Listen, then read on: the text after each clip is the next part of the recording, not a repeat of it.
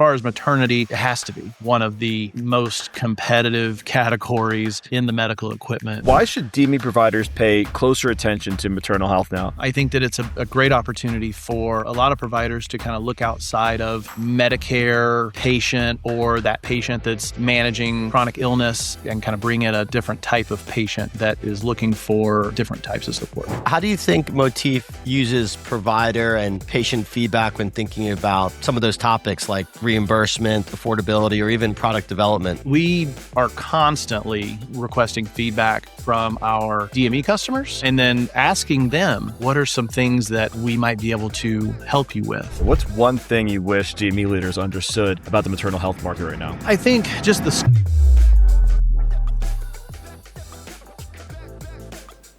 All right, we are live on the #1 DME podcast, Claim to Fame. Today we have a special guest, Jason Ivey from Motif Medical. Welcome to the show, Jason. Thanks, guys. Welcome, Jason. Happy to have you. Appreciate the time today. Yeah, of course. Happy to be here. Jason, before we get into anything too deep, we kind of just always start off the show with, a chance for you to explain who you are and what your company does. Yeah, sure. So I'm the National Accounts Manager here at Motif Medical. We're a manufacturer in the maternity space, specializing in, of course, our line of breast pumps, but also all of the other products that, DME companies are billing for patients. So pregnancy supports, postpartum recovery, and then resupply items, things like that.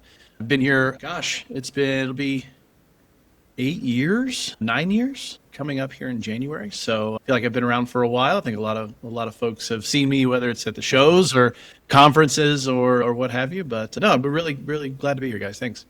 Awesome, Jason. I didn't realize you had been doing this so long. I think we started the industry around the same time, it sounds like. It goes by fast for sure. Feels like it was just yesterday. So when people think about DME, though, right, they usually think CPAP, oxygen, wheelchairs, diabetic supplies, but new moms or maternal health has become one of the most important and fast-moving areas in our industry, right? From your perspective, what are providers starting to understand about this category that they may have overlooked in the past? Yeah, I think they're just starting to realize what kind of opportunity it is and how they can diversify their business away from some of the categories that are more increasingly affected by reimbursement cuts, or competitive bidding is a big one, obviously, impacting the industry. And so maternity is just one of those categories that, for the most part, has kind of avoided a lot of the pressures that others have kind of felt there. Totally. And for listeners who may not know, Motif Medical, how would you explain exactly kind of what the company does? Yeah, so we're a full service manufacturer for really anything in the maternity space. And we have all of the core products. Like I mentioned, breast pumps, compression socks, pregnancy supports, postpartum recovery, milk storage bags, probably one of our larger businesses in terms of volume. And then all the resupply pieces, all the parts and pieces that are billable, that moms are going to need, that DMEs need to have access to in order to support that patient through the life cycle of this category. Jason, Motif was built around improving the experience of getting breast pumps and maternity products. What was kind of broken about that experience historically? Yeah, so if you think back when the Affordable Care Act passed, right, because that's kind of where a lot of the maternity business through insurance it kind of starts. There's a mandate in the Affordable Care Act that provides coverage for breastfeeding equipment and supplies to new moms. And what happened at the time was there were several of the big players that are still around today that when this business model shifted to insurance, their products just really didn't fit the reimbursement model. They were very geared towards retail. Moms were getting their equipment. Maybe they were just buying it themselves, or they had it on a registry, or they got it through a baby shower. And there really wasn't, outside of a hospital grade rental pump that was necessary in those certain cases, there really wasn't a great, fit. Add on to that, the equipment that was available looked like, your standard hospital equipment, that kind of, pale, Yep. white, yellow, whatever, that hospital equipment. And we knew that as this category was going to grow, moms were going to want something that, number one, gave them the performance that they expected. But also, moms are very often, high level researchers when they're buying things, especially if it has anything to do with a new baby. And so, we knew that we could bring a certain design element to the products that we brought to market to really kind of break from the norm for what was available. So, Jason, why should DME providers pay closer attention to maternal health now? Yeah, so as I mentioned, especially with competitive bidding going on, and just all of the added costs associated with some of the more traditional DME categories, whether that be chasing down additional documentation or have multiple follow-ups on prior authorizations, or any all of those obstacles, right, that are kind of put in place for DME providers to jump over because of the mandate in the Affordable Care Act. A lot of those things are not as much of an issue for maternity. The coverage there is pretty clear cut, and while there are some differences in each payer, I think that it's a great opportunity for a lot of providers to kind of look outside of that Medicare patient, or that patient that's managing chronic illness, and kind of bring in a different type of patient that is looking for different types of support. Yeah, absolutely. Definitely diversification may be top of mind for a lot of DME providers. And of course, you have a lot of clients. You've been doing this a long time. From your perspective, what separates a DME provider that's doing these products really well versus maybe one that's just dabbling in it or treating it like a side category? Yeah, I mean, I think it really just comes down to the amount of time that they're investing into it. I mean, we see folks from, we have customers that cover the entire spectrum, right? We have some that are offering it as yes, we have it if they have a patient come in, all the way to, some of our larger customers that's a big part of their business model. And so it really just, to me, I think, is how much opportunity do folks see in their area, but also how much research are they truly doing into the need, not just in their immediate community, but in their greater region, and are they able to service that, right? So if you're talking about a smaller DME that's doing a lot of pickups and maybe hospital deliveries and things like that, that business model varies quite a bit from some of your larger regionals that are doing a pick, pack, and ship, or maybe they're working with a third-party shipper to get the patient home delivery side of it taken care of. Because in maternity, everything is a purchase. It's not, Yep. We're not dealing with rentals. There's really not a whole lot of that side of it going on. So a lot of this can be packed in a box and shipped to the patient, which I think for a lot of folks that are kind of new getting into it, or are really starting to get their footing in it, is a really welcomed change to what they've been used to. Got it. Totally. And what does like a strong partnership between the manufacturer and a provider look like in this particular category? Yeah, well, I can tell you what I think sets us apart quite a bit is that I used to say we were 100% focused on DME, and I think that a lot of that still rings true. I'll amend that to like 98%. We have our e-com business. We do business on Amazon for, resupply parts and pieces and things like that. But a big focus of ours is still on supporting the DME industry. And what that means for providers is that as a manufacturer, we are constantly looking at ways that we can either improve the current equipment that we have available. We're always looking for opportunities to develop new products that moms need, if it's something that if it's treating a condition or for a condition that can be covered by their insurance.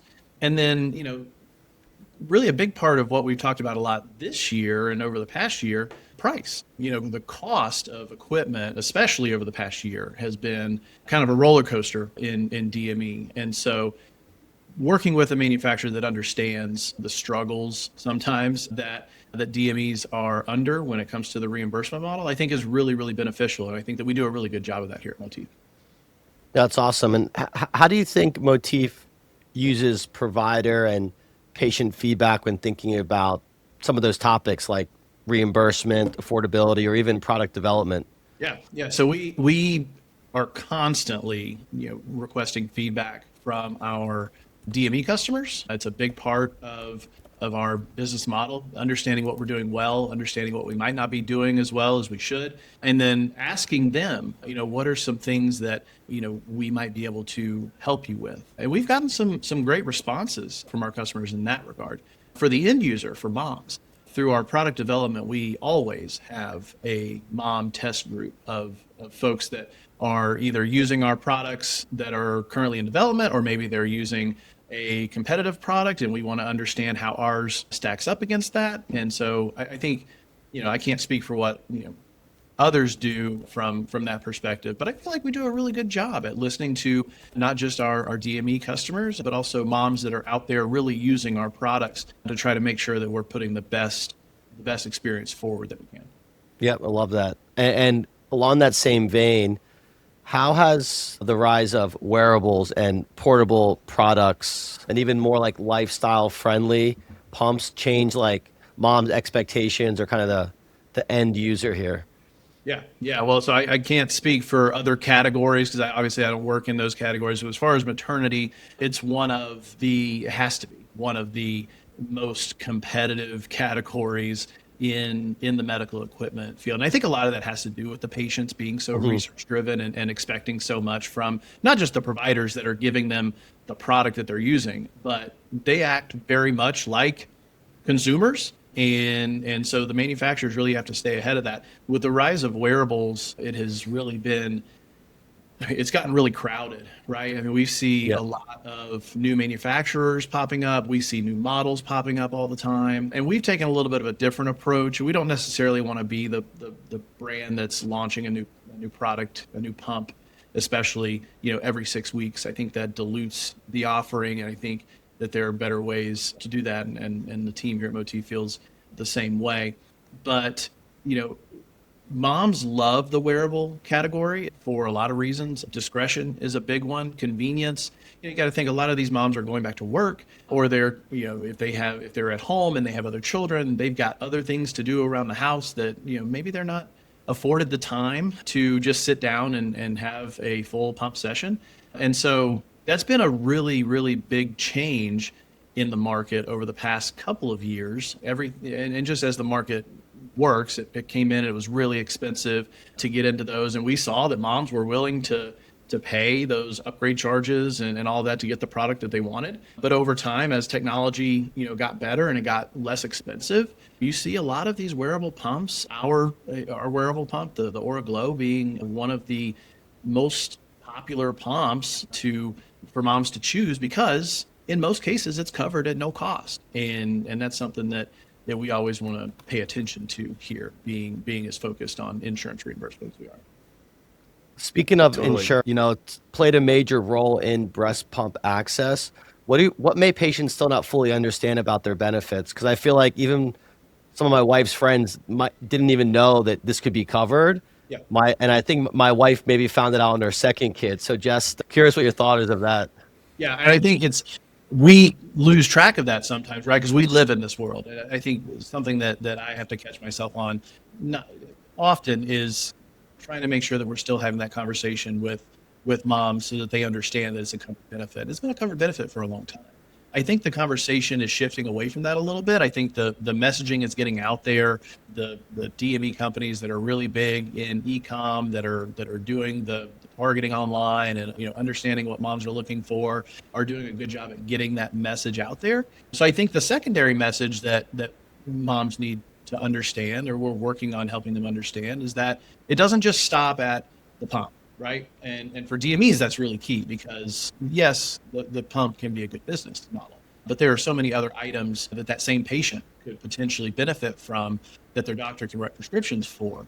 And it really, from a DME's perspective, it doesn't really cost them any additional marketing dollars, or not having to go through multiple referral sources. We're talking about the same referral source for the most part.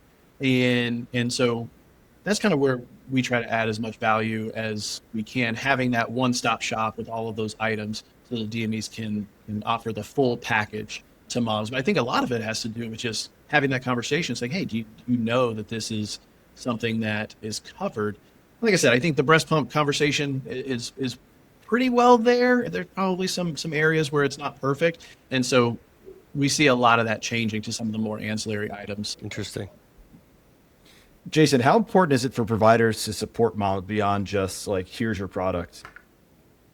Yeah, it's really important. You got to think when you're talking about new moms, especially first-time moms, this is the very first time in a lot of cases that they've had an interaction with a durable medical equipment company. They may not have known anything about this industry at all to this point until they start going and doing their research and they start understanding what they qualify for, and then they want more information. But I think for the DME, from their perspective, offering as much support to these patients is a huge opportunity, not just for this transaction, but I think what a lot of folks need to think about if they're looking at getting into maternity or they're currently in maternity and trying to look at how they're doing business and trying to make improvements.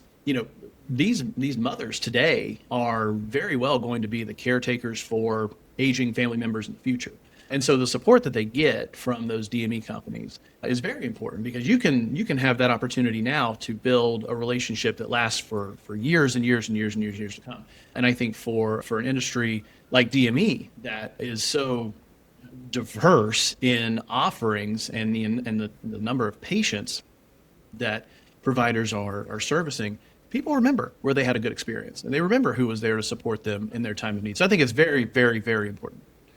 Totally. And I think that could probably help with like improving or increasing the lifetime value of a customer, right? If you had a good experience, or if you need products for anything else in the future, you probably have a good chance of going back there. Right. Absolutely. Jason, where do you see maternal health headed over the next 5 years?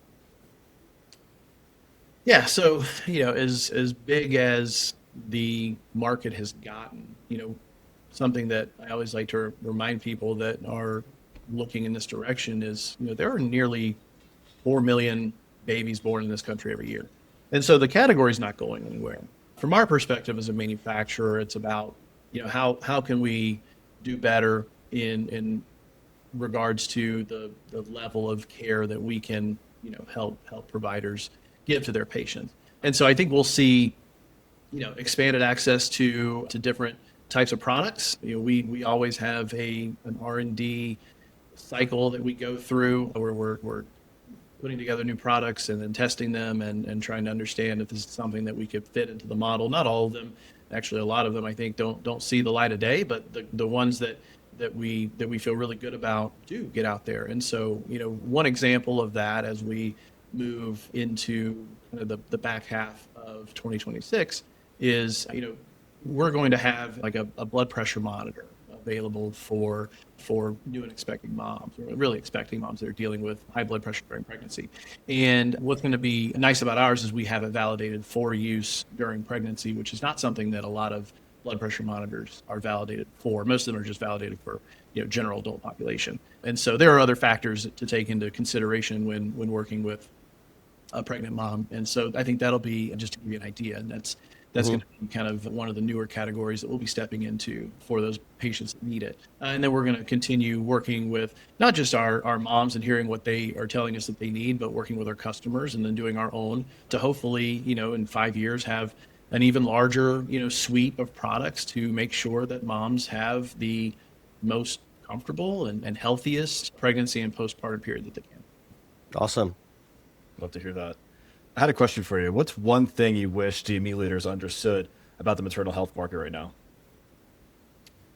I think just the scope of everything that's covered, right? And it keeps expanding. This is one category that, while I feel like the other parts of the industry are slowing down some, maternity continues to grow, coverage and access continues to grow. And we see that with things like additional parts and pieces being covered and being coded by CMS. We have milk storage bags, which for a long time, and we were big advocates of milk storage bags being added to the fee schedules for DMEs to be able to provide, because, for years, breast pump equipment was covered under insurance, but there really wasn't a solution in place for all the milk that was being produced by this equipment that was covered by insurance, right? And that's something that we saw as a big opportunity for patients to have a better experience, but also to increase their access. We did a lot of work in trying to help get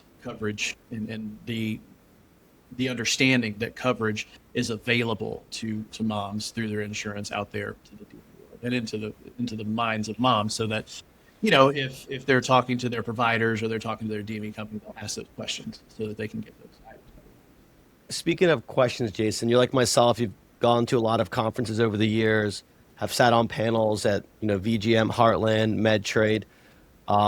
When you're out actually meeting with providers, what are some of like the most frequent or common questions that they're asking you just in general about this side of DME? Yeah, so I think a lot of it, again, I hate to go back to the same topic, but a lot of it has to do with, what can they do in addition to the core product, right? And I go out and visit, folks that are doing a lot of breast pumps. I'll go out and visit, companies that are just kind of dabbling but want to do better. One thing that I hear a lot I heard it at Heartland a couple of times when talking to several folks, is this notion of we're a respiratory company. I hear that a lot, right? And respiratory is a huge category in DME. I hear that a lot. I don't talk about maternity. We're a respiratory company. And what I like to come back to that with is, well, the models are very similar. If folks understand respiratory, then it's not a huge leap for them to understand the processes involved in putting together a maternity program. You have your core product. Now in respiratory, it's a CPAP machine. Here we're talking about a breast pump. And you have your resupply part of that business, and same as for maternity. And so, whether they're doing a lot of volume in pumps or they're still trying to figure it out, I feel like it's a very common line of questions about, how can we do better with our patient base? What can we offer that's outside of this to bring real value and additional revenue streams to the business? And I think we're well positioned to help.